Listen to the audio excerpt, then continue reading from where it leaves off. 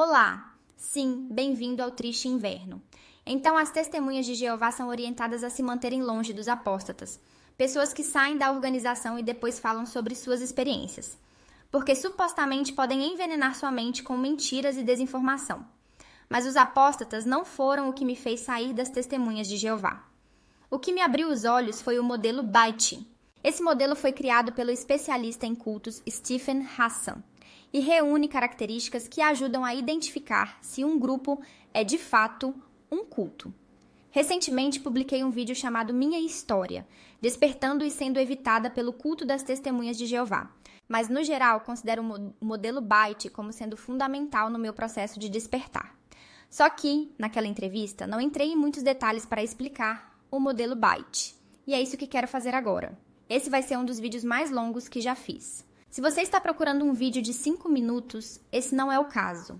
Quero realmente mergulhar a fundo no modelo Byte e explicar como as testemunhas de Jeová se encaixam em grande parte dos critérios identificadores. Esse modelo foi essencial para o meu processo de despertar, para retomar o controle da minha mente e da minha vida. Não quero fazer uma abordagem superficial, quero mergulhar de verdade. O modelo Byte é dividido em 4 categorias: controle do comportamento, controle da informação, controle do pensamento e controle emocional. Começando com o controle do comportamento. O grupo dita onde, como e com quem o membro vive, se associa ou se isola.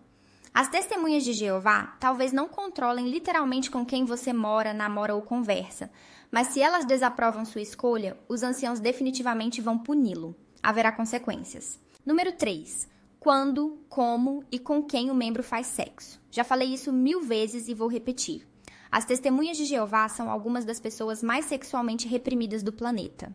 E aqui está o meu ponto. Se você diz, olha, eu tenho meus valores, acredito em guardar o sexo para o casamento, isso é totalmente válido. Se for sua escolha, você tem todo o direito de viver de acordo com esses valores. Desde que seja a sua escolha. Que você não esteja sendo envergonhado, coagido ou influenciado por uma cultura de pureza que te diga que você não vale nada se tiver relações sexuais antes do casamento. É esse o meu problema com as testemunhas. Em comparação com outras denominações cristãs, as testemunhas de Jeová são extremamente rígidas.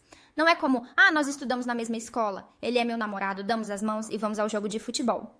Nada disso. Você não pode nem dar as mãos, nem sentar casualmente ao lado do outro nas reuniões. A versão deles de igreja. Você não tem privacidade. Há um acompanhante nos encontros. Ou pelo menos tentam forçar isso. Se é necessário impor esse nível de vigilância e ameaça de punição aos membros, então não se trata de valores cristãos puros. Porque se 2 pessoas estão realmente comprometidas, estão namorando e querem esperar, fizeram uma promessa a Deus, ou o que for, então elas vão esperar.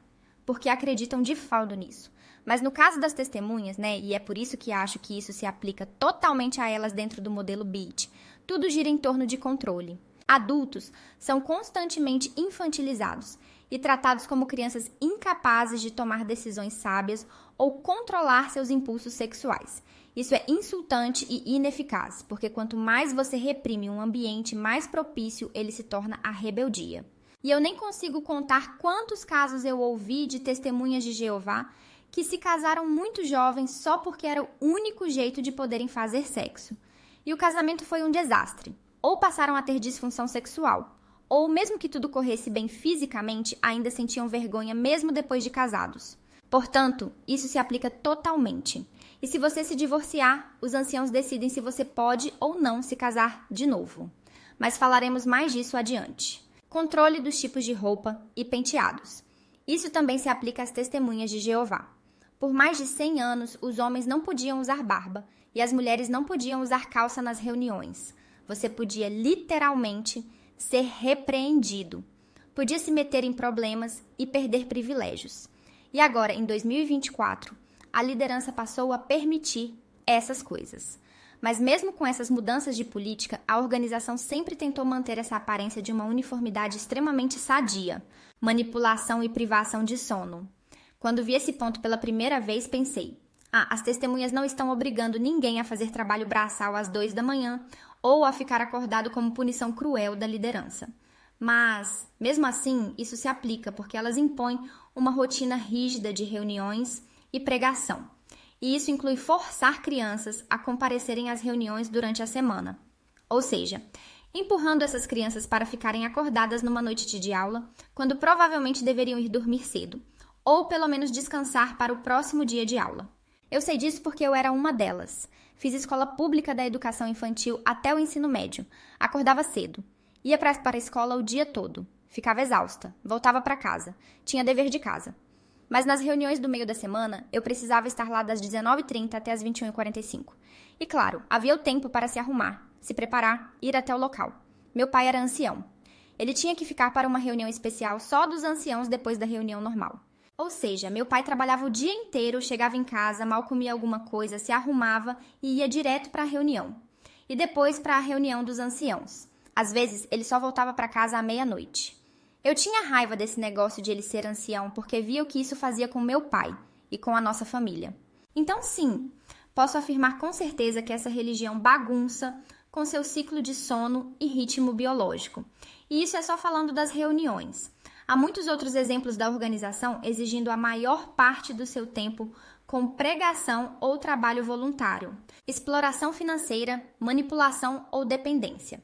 Eles falam mal da faculdade e desencorajam os membros a buscarem empregos que paguem bem, porque sabem que isso pode tirar as pessoas das reuniões e da pregação, ou seja, afastá-las do trabalho gratuito. Como resultado, muitas famílias sofrem dificuldades financeiras desnecessárias. E o que é ainda mais manipulador e nojento é que dizem que por você ter decidido colocar Deus em primeiro lugar, ou seja, a torre de vigia, Deus vai te abençoar. Besteira! Deus não vai colocar gasolina no seu carro nem comprar fraldas para o seu bebê. E aí muitas testemunhas adotam essa mentalidade de pobreza e acabam confundindo suas dificuldades com dedicação e justiça, quando na verdade estão sendo irresponsáveis e colocando a família em risco. Além disso, muitas testemunhas doam seu tempo e recursos para construir salões do reino pelo mundo todo, só para a organização vender essas propriedades e ficar com o lucro. Então sim, isso definitivamente se aplica. Restringir lazer, entretenimento, tempo de férias, exigir muito tempo com doutrinação do grupo e ou autodoutrinação, inclusive na internet. Entre reuniões e pregação, o mínimo exigido é de 2 a 3 vezes por semana. Algumas pessoas estão lá quase todos os dias porque são pioneiras ou têm outras funções na organização. Elas dedicam a maior parte do tempo livre à pregação. Toda a sua vida gira em torno de ser uma testemunha de Jeová. Isso não é só ir à igreja, sem querer criticar quem frequenta igrejas, mas para as testemunhas, reuniões e serviço tomam conta da sua agenda. Jovens adolescentes da congregação são desencorajados a participar de qualquer tipo de atividade extracurricular na escola, como esportes organizados, música, dança. A organização, não importa quem você seja, sempre vem em primeiro lugar. Permissão exigida para decisões importantes. Como mencionei antes, as testemunhas precisam de permissão para se casar novamente caso se divorciem. Os anciãos têm total autoridade para se intrometer nos seus relacionamentos íntimos. E isso mesmo sem viver com essa pessoa, sem conhecer a fundo os detalhes diários dessa relação, sem saber como é a vida das crianças naquele lar. Um argumento comum é: fiquem juntos pelas crianças.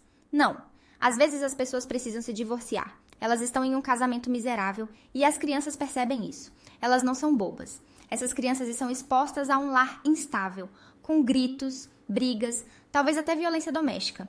Mas os anciãos vão afirmar que sabem o que é melhor para você e para a sua família. É assim que funciona entre as testemunhas de Jeová. De novo, é tudo sobre controle, e é por isso que se trata de um culto. Recompensas e punições usadas para modificar comportamentos, tanto positivos quanto negativos. Se você está em boa posição, tem permissão para comentar nas reuniões, dar discursos, participar de tarefas da congregação e até segurar títulos que te colocam acima dos outros. Existe um sistema de penalidades, que vai desde uma simples repreensão, tipo um puxão de orelha sem ser expulso, até a desassociação, que é quando você é excomungado e passa a ser evitado pela sua família e pela congregação. Se você quiser ser readmitido, ou seja, voltar a estar em boa posição, precisa fazer uma espécie de penitência e provar que é digno. Desencorajar o individualismo, incentivar o pensamento coletivo. Se você é uma pessoa mais criativa, artística, tem um estilo mais alternativo ou simplesmente gosta de pensar por conta própria. Vai ter dificuldades como testemunha. Você vai querer tomar suas próprias decisões sem ser ameaçado. E aí, a coisa complica. Porque as testemunhas têm um estilo de vida muito engessado, forçado, que desestimula a autenticidade. Chamam uns aos outros de irmandade mundial. Mas o que eles promovem é um pensamento de grupo, que exige que todos se comportem de forma igual. Eles não querem que você dedique tempo demais a hobbies ou qualquer coisa que te destaque individualmente, ou que vá contra os interesses corporativos da organização.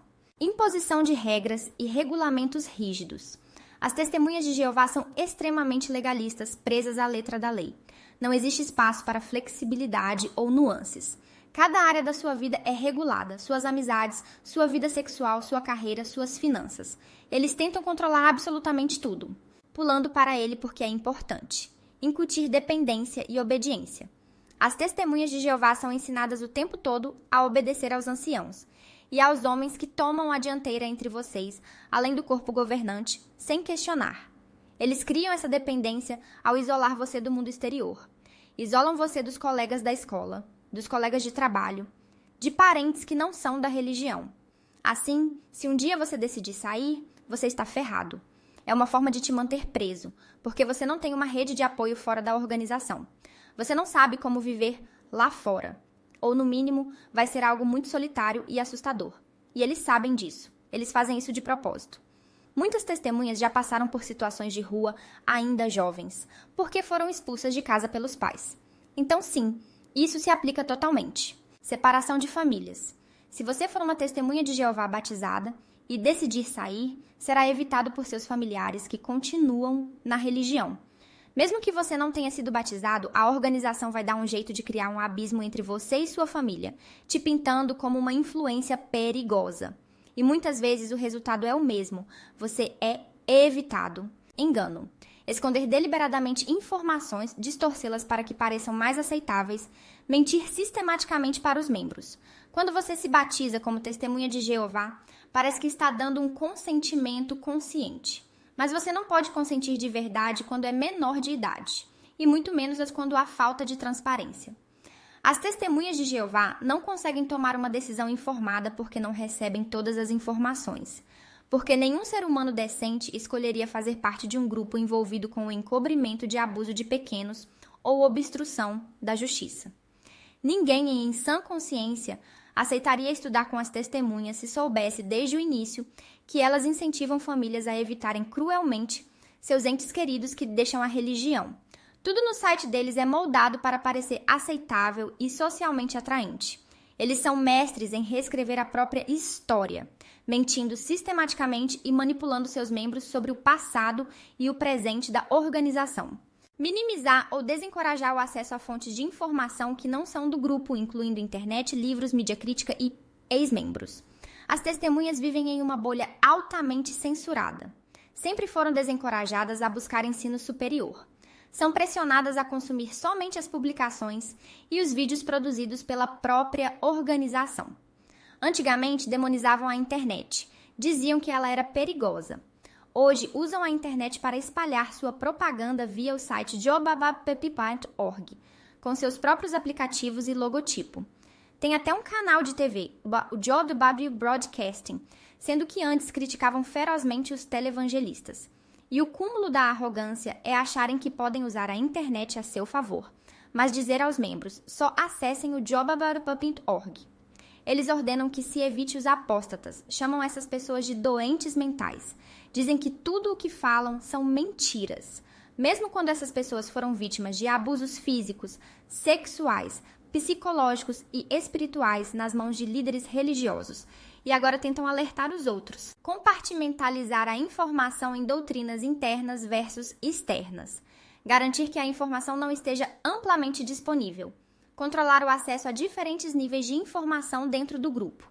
Permitir que somente a liderança decida quem precisa saber o que e quando. Sim, as testemunhas de Jeová são altamente secretas, mesmo quando não têm o direito de ser.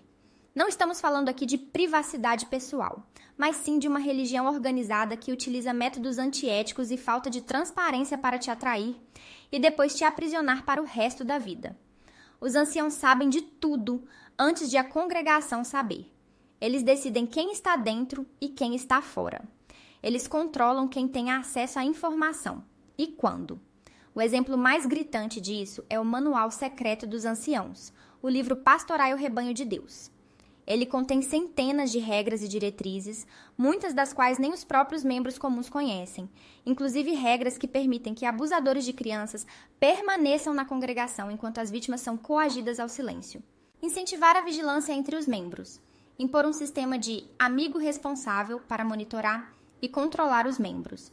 Relatar pensamentos, sentimentos e comportamentos desviantes à liderança. Garantir que o comportamento individual seja monitorado pelo grupo. As testemunhas de Jeová têm com certeza um sistema de delação interna. Querem que seus amigos sejam apenas outras testemunhas, para que possam vigiar você de perto. Se você fizer algo errado ou simplesmente demonstrar dúvidas, mesmo que pense que está falando com um amigo, essa pessoa pode te denunciar aos anciãos. Isso vale para todas as idades, mas as testemunhas também têm um sério problema com fofoqueiras de plantão. E se essa expressão te incomoda, provavelmente é porque você é uma. Elas têm uma medalha de ouro em fofoca. Lembro de vários artigos dizendo algo como: você notou que seu amigo está expressando sentimentos que não se alinham com a organização? Ele está espiritualmente fraco? Como você pode ajudá-lo? Resposta, delatando para os anciãos. As testemunhas de Jeová não são seus amigos. Mesmo que não te denunciem, podem se afastar para evitar que sua rebeldia as contamine. É algo pretensioso e cruel. Se você chegou até aqui, muito obrigado por acompanhar. A análise do modelo Byte mostra claramente como as testemunhas de Jeová usam controle psicológico para manter seus membros sob domínio. Se esse conteúdo te ajudou de alguma forma, curta o vídeo, se inscreva no canal e ative o sininho para não perder os próximos. Seu apoio faz toda a diferença. Até a próxima!